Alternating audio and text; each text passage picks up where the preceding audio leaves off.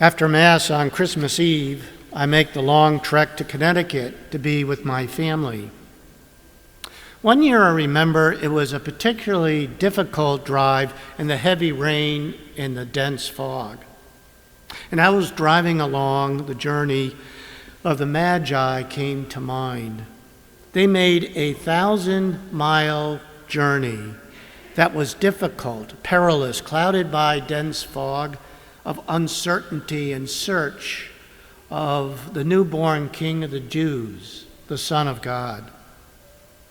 Their long journey of following the star in the sky was etched into my mind as I turned up the street towards my mom's house to see in the distance the house lit up and piercing the darkness, the lights on the house. And the Christmas tree was shining with the star on top. My trek home that Christmas Eve seemed to reflect the long and difficult journey that the Magi made 2,000 years ago, and the journey we often navigate through the darkness and trials of our own lives. And yet, piercing the darkness is the light of Christ. In the early days of our church, the Feast of the Epiphany was one of the most important, and in fact more important than Christmas, because the Magi and the star in the east, the great light that guided them, are signs of Christ manifesting himself and revealing himself to the world.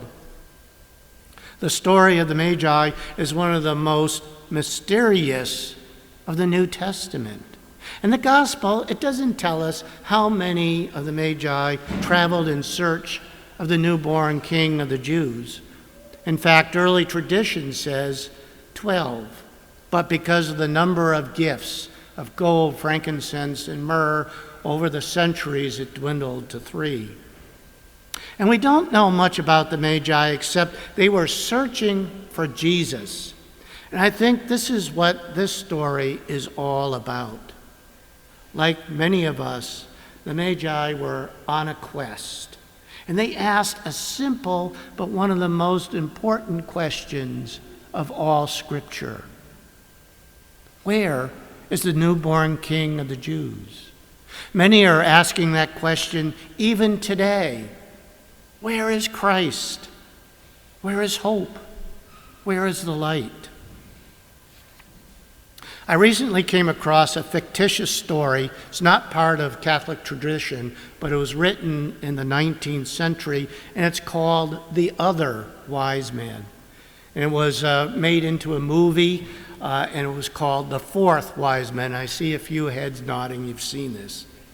And I think this story helps to answer the question, where is Christ, the newborn King of the Jews? This story is a tale about Artaban, who sells all of his possessions so he can bring a sapphire, a ruby, and a pearl as gifts for the king. However, Artaban is left behind when the 3 famous Magi set out to follow the star. And over the course of the story, Artaban finds himself in all these difficult circumstances, and he uses his gifts to provide the means to remedy them. First, his journey is delayed by helping a sick man along the side of the road. And this makes him late for the caravan that's crossing the desert with his friends, the 3 wise men. And so he decides he has to sell his sapphire to fund his quest to find the newborn King of the Jews. Later, he arrives in Bethlehem, but the other 3 Magi, they have returned by another route, and the Holy Family has escaped to Egypt. While in Bethlehem, however, he bribes one of Herod's officers with his ruby to prevent the death of an innocent child. Artaban continues his search, his quest for the King of the Jews for 33 years with no success while helping others at his own expense. Finally, he ends up in Jerusalem during the Passover, at the time that Jesus of Nazareth, the King of the Jews, is to be crucified. And he rushes off to Calvary to offer his pearl as ransom. But along the way, he encounters a woman who is being carted off to be sold into slavery. He exchanges his pearl for her freedom. And then suddenly the sky grows dark, the earth begins to shake, and this tile falls from the top of a building onto the top of Artaban's head.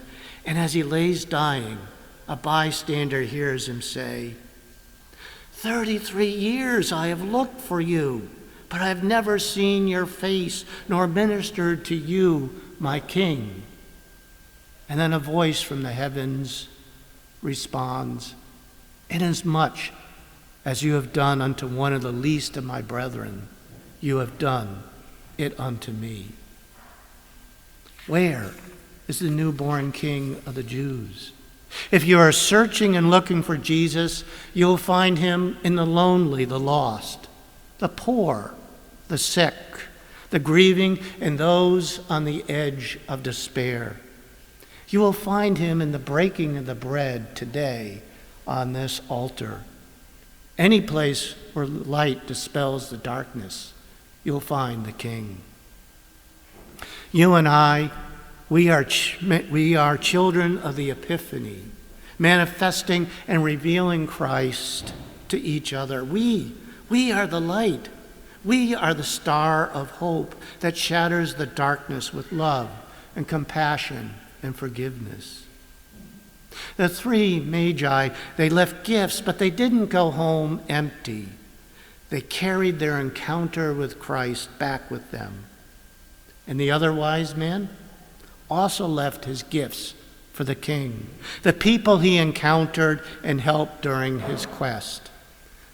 All four of them found Jesus in a place they could not anticipate, a house in Bethlehem or with strangers in need. Where is the newborn King of the Jews? Look around and look within. May those seeking Christ find him somehow in us and we in them.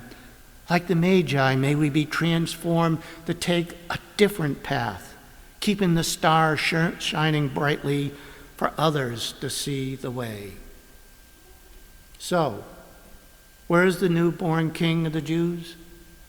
He is here. He is Emmanuel. He is the God who is with us. God bless you.